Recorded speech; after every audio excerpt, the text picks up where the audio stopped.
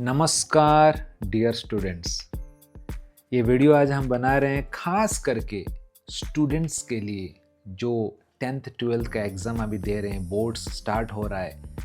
बहुत सारे कमेंट्स आ रहा था स्टूडेंट्स का कि सर कुछ तो हमारे लिए इंस्पिरेशन बताइए। तो ये आज स्पेशल वीडियो है जो हमारे 10th 12th के बोर्ड्स बच्चे हैं उनके लिए बना रहे हैं। ध्यान से सुनिए। तो बिगिन करते हैं आज का topic. Welcome, my dear students. Myself, Abhimanyu Pranadas. By qualification, engineer. By profession, I was a professor in engineering college. तो मेरा एज ए स्टूडेंट्स का जो एक्सपीरियंस है एग्ज़ाम्स के ऊपर, एज ए प्रोफेसर का जो मैं एक्सपीरियंस है, हज़ारों बच्चों को जो मैं गाइड किया है मेरे प्रोफेशन में, आज सब आपको इस वीडियो में शेयर करूँगा। आशा करता हूँ ये आपको बहुत बहुत हेल्प करेगा। आपके इस फेज जो क्रिटिकल फेज रहता है, एक स्टूडेंट का सबसे नर्वस फेज रहता है। फरवरी का मंथ है। सीबीएसई, आईसीएसई सब स्टेट बोर्ड्स का एग्ज़ाम डेट्स डिक्लेयर हो चुका है। जानता हूँ प्रेशर्स रहेगा आपके ऊपर, डर रहेगा, टेंशन रहेगा, कन्फ्यूजन रहेगा, सब कुछ रहेगा। Feeling nervous, right? Nervous means you care, right? I am not here to scare you, I am here to care you. देखो, नर्वस रहता था मतलब आप खुद के बारे में आप केयर कर रहे हो। थोड़ा नर्वसनेस चाहिए व्यक्ति को किस चीज़ को करने के लिए। थोड़ा भी नर्वस नहीं रहेंगे ना, थोड़ा भी स्ट्रेस नहीं रहेगा ना, व्यक्ति कोई सीरियसली नहीं रहता है। तो हेल्थी स्ट्रेस इज़ गुड। डाउटेल इट, उसको चैनलाइज करो ताकि आपका अच्छे के लिए हो। इस टाइम में आपको फोकस रहना है। ये टाइम में अच्छे से पढ़ाई करना है। कैसे एग्ज़ाम को क्रैक करेंगे ये सब बताऊंगा। कैसे पढ़ाई करना है, क्या पढ़ाई करना है, और एग्ज़ाम को कैसे अपीयर करना है वो भी बताऊंगा। और उसी के साथ बॉडी, माइंड और आपके सोल, स्पिरिचुअली कैसे हर एंगल से हम खुद को प्रिपेयर करेंगे, हेल्थ को मेंटेन करेंगे, ये सब इस वीडियो में आज आपको बताऊंगा। मेरे जो लाइफ टाइम का एक्सपीरियंस है आपके सामने शेयर करने जा रहा हूँ। ध्यान से सुनिए, इसको एंड तक देखिए। और अगर आप एक पेरेंट्स हो तो आप भी सुन सकते हैं ताकि आप बच्चे को गाइड कर सकते हैं। और पॉसिबल होगा तो आप बच्चों को सुनाइए डायरेक्टली, फर्स्ट हैंड वो लोग सुन सकते हैं। The first point I want to discuss today, what to study at this point. So students, this is not a time to study new thing, but this is a time to strengthen what you already have studied. तो exam का time हमेशा देखिए, नया चीज कुछ पढ़ने के लिए मत जाइए। ये क्या है, वो क्या है। जो आपने साल भर पढ़ा है उसको स्ट्रॉन्ग कीजिए, रिवीजन कीजिए, मजबूत कीजिए। गाइड बुक जो इंपॉर्टेंट टेक्स्ट बुक है उसको फोकस कीजिए। जो प्रीवियस ईयर का क्वेश्चन है उसको गो थ्रू कीजिए, क्योंकि ज़्यादातर क्वेश्चंस रिपीट्स होता है, उसमें आता है। डायग्राम्स, फॉर्मूलाज, डेफिनेशंस, सूत्राज, वो सबको रिवीजन कीजिए, बिकॉज दे आर द चीज, जो चीज से मार्क आता है आपको। इंपॉर्टेंट सेक्शन मॉड्यूल्स को कवरेज कीजिए जो आपको पता है कि इससे क्वेश्चन आने ही वाला है। और ये समय पर बहुत सारे बच्चे गलत करते हैं। नया गाइड बुक खरीदते हैं, नया कुछ यूट्यूब चैनल सुनना चालू कर देते हैं, नया कुछ दोस्तों का नोट्स ला के पढ़ते हैं। ये गलती कभी मत करना ये टाइम पे। Unnecessarily you are confusing your mind. Don't study something new. नया चीज कुछ मत चालू करो। एग्जाम है 2 दिन है, कल है एग्जाम, अब नया चीज अभी पढ़ोगे? अरे साल भर जो पढ़ा है उसको रिवीजन करो। नया कुछ एक्सपेरिमेंट मत करो अभी। This is not a time to experiment new things. तो हमेशा जानिए कि exam rewards clarity not quantity. Exam में कितना आपका एक कॉन्सेप्ट क्लियर है, कितना अच्छे से आप लिख रहे हो, उसके हिसाब से आपको मार्क्स मिलता है। तो नया कुछ एक्सपेरिमेंट मत कीजिए। एक चैप्टर जो इंपॉर्टेंट है उसको 2 बार 3 बार रिवीजन कीजिए, ताकि आपको पता है इससे क्वेश्चन आने वाला है। और जब आप अच्छे से लिखोगे तो अच्छा मार्क्स आपको आएगा। ठीक है, this is how we can study. चलिए सेकंड फेसेट में हम जाते हैं अभी, how to study during this exam time.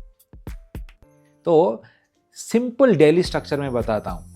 Morning, afternoon, evening, night. अगर 4 फेज, अभी तो स्कूल जाना नहीं रहता है, पूरा टाइम आपके पास है, पूरा होल डे यू हैव। इसको 4 स्लॉट में डिवाइड कीजिए, morning, afternoon, evening, night. Morning time में दिमाग ओपन रहता है, क्लैरिटी रहता है, शार्प रहता है। तो मॉर्निंग टाइम में सबसे जो डिफ़िकल्ट सब्जेक्ट आपका है ना, उस डिफ़िकल्ट सब्जेक्ट को मॉर्निंग में पढ़ो। जैसे कि न्यूमेरिकल्स हो जाता है, साइंस होता है, मैथमेटिक्स रहता है, कल जिसमें दिमाग ज़्यादा एक्टिविटी रहता है। Morning time is the best time to study all this subject. Afternoon time में जो रहता है थोड़ा हेक्टिक हो जाता है, दिमाग थोड़ा शांत हो जाता है, थक जाता है, तो रीडिंग सब्जेक्ट्स पढ़ो, जैसे कि लैंग्वेजेस हो गया, हिस्ट्री हो गया, जो कि आपको पढ़ना है, मतलब ज़्यादा दिमाग कैलकुलेशन सब नहीं करना है। Afternoon is the best for that. और इवनिंग टाइम ना राइटिंग प्रैक्टिस करो। आपने कुछ पढ़ा है, कुछ है, आपको लिखना है, बस राइटिंग करना है, कुछ लिखना है, आंसर्स कुछ लिखना है, सॉल्व कुछ करना है, वैसा चीज़ राइटिंग चीज़ करो, क्योंकि राइटिंग भी बहुत इंपॉर्टेंट रहता है एग्जाम के। एग्जाम से पहले एक बार तो लिखना चाहिए आंसर, क्योंकि आपको उसके हिसाब से मार्क्स मिलेगा, राइट। एक्सपेरिमेंट एग्जाम में मत करो, यार लिखना सर, एक बार तो लिखो आंसर को। और नाइट टाइम में एक लाइट रिवीजन करो। दिन भर आपने जो पढ़ा है जस्ट उसको एक ग्लिम्स में हल्का रिवीजन करके सो जाइए।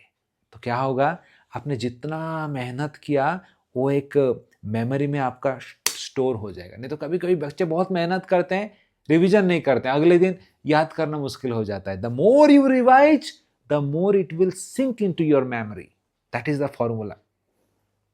तो इसलिए एग्जाम से पहले मैं बोला ना, राइटिंग बहुत important, because reading gives you knowledge. हमेशा मैं बोलता हूं writing gives you marks. Exam में आपने कितना कॉन्सेप्ट क्लियर है, एग्जामिनर को कैसे पता चलेगा? उसके पास इंटरफेस है राइटिंग, आपने जो लिखा है। इसलिए कभी कभी बच्चे बहुत मेहनत करते हैं, एग्जाम में लिख नहीं पाते। क्यों? Because they have not practice writing. उन्होंने लिखना प्रैक्टिस नहीं किया है, हाथ नहीं चलता है एग्जाम में। इसलिए सबको रिक्वेस्ट करूंगा, दिन भर जो स्टडी किया है इवनिंग में थोड़ा लिखो, रात को रिवाइज करो, उसको एक बार देख लो, सो जाओ। ऐसा एग्जाम टाइम में आप फॉर्मेट रखो, पूरा एग्जाम का फॉर्मेट। ठीक है, चलिए तीसरा एस्पेक्ट में आते हैं, how to appear in the exam hall now.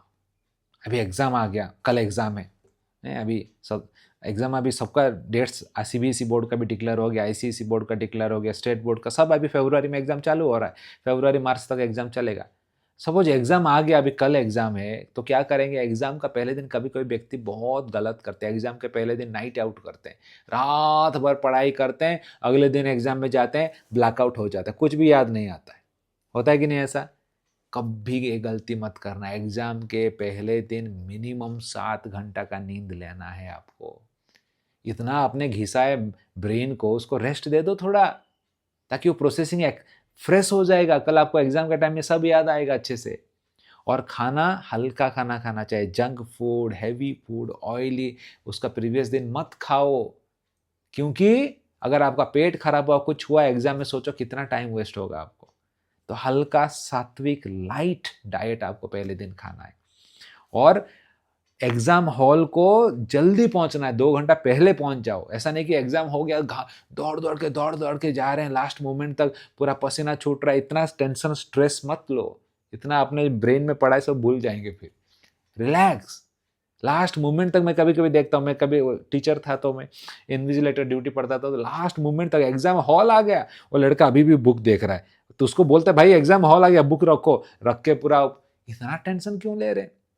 Exam से पहले 1 घंटा कुछ मत पढ़िए, रिलैक्स कीजिए, सोचिए, ब्रेन को थोड़ा रिलैक्स कीजिए, क्या आपने पढ़ा है उसको रिवाइज कीजिए ब्रेन में, आंख बंद करके। ये बहुत बड़ा प्रैक्टिस है। नहीं तो मैंने बहुत बच्चों को देखता हूँ एग्जाम में आके ब्लैकआउट हो जाते हैं, कुछ याद नहीं आता। मैं बोला क्या हुआ? प्रोफेसर याद नहीं आ रहा है। क्यों? मैं बोला रात भर पढ़ाई किया। बोला हाँ सर, रात भर ब्लैक नाइट आउट किया था। ऐसा ही होने वाला है। रिलैक्स, एग्जाम के पहले दिन ब्रेन को रिलैक्स कीजिए। और एग्जाम में जब क्वेश्चन पेपर मिल जाता है, तो क्वेश्चन पेपर को ध्यान से एक बार अच्छे से 5 मिनट में पढ़ लीजिए, स्टार्टिंग से एंड। आपको पता चलेगा कि क्या करना है, कैसे करना है। कभी कभी लोग लिखना चालू कर देते हैं, बाद में बोलता है कि देखो कैसा होता है ना, आप जो इजी क्वेश्चन रहता है उसको पहले लिखिए, क्योंकि एग्जामिनर जब चेक करता है, पहला question, first impression is the last impression. अगर पहला क्वेश्चन आपने अच्छे से लिखा है, तो आपको वो लगेगा कि अच्छा लड़का है, अच्छा लिखा है, तो अच्छा मार्क्स देते देते जाएगा। तो इसलिए you read all the question and whatever is the best, confident you are, आपको जो लग रहा है कि ये क्वेश्चन लिखूंगा तो 100% मार्क आएगा, उसको पहले लिखिए। और आपका उस लेवल के हिसाब से बेस्ट क्वेश्चन से धीरे धीरे करते करते आपका जो कॉन्फिडेंट नहीं है वो लास्ट में लिखिए। This is the strategy you can follow.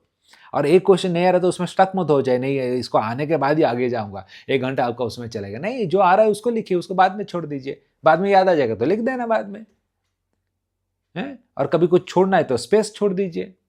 और कभी टाइम होता नहीं होता तो लोग 4-5 क्वेश्चन छोड़ देते हैं। मैं कभी कभी बड़ा दुख लगता है, 3 घंटा हो जाता है, पेपर खींचता हूँ, हो गया दे दो सबमिट करो, बच्चे रोते थे, सर थोड़ा रो दो, अरे नॉट पॉसिबल यार, you have to give now.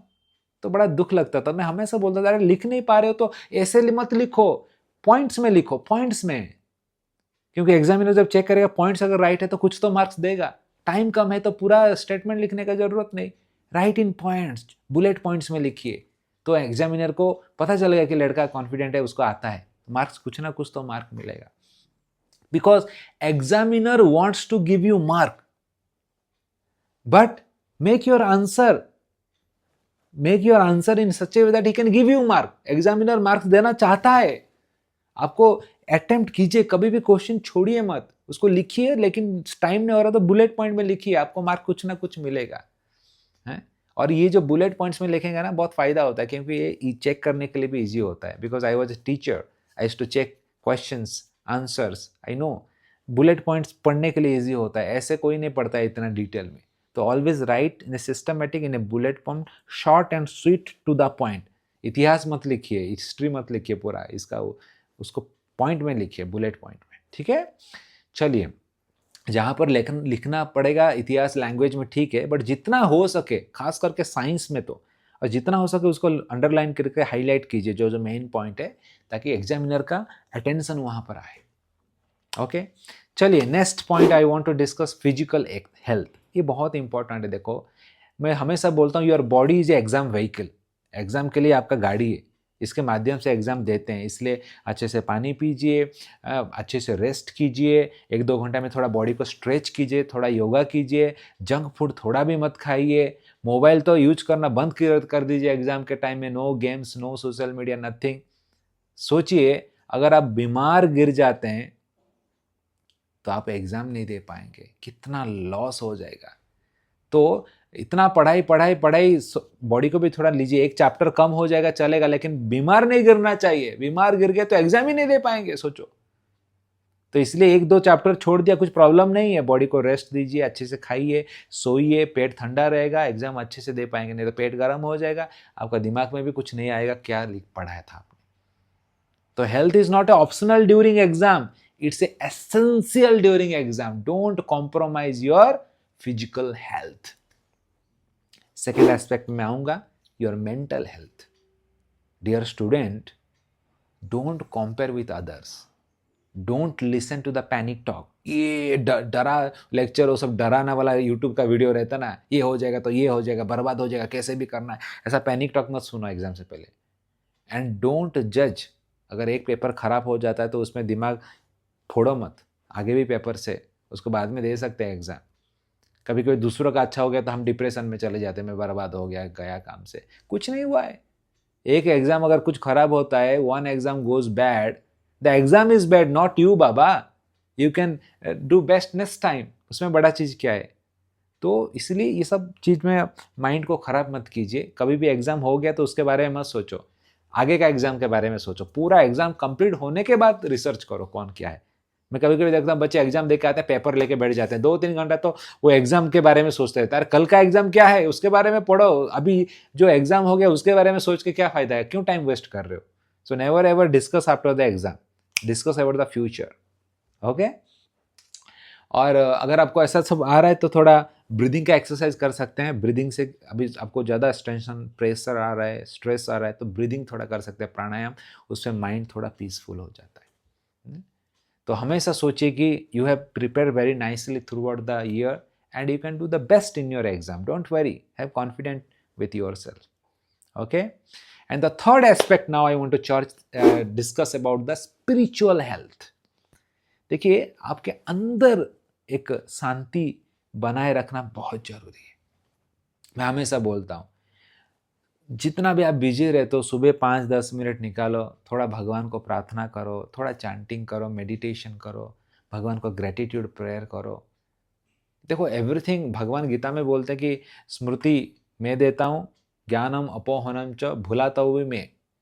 तो मेरे कृपा से किसी को रिमेम्बरेंस आता है, मेरे नहीं चाहूँगा तो भूल भी जाएगा। ज्ञानम अपोहनम च।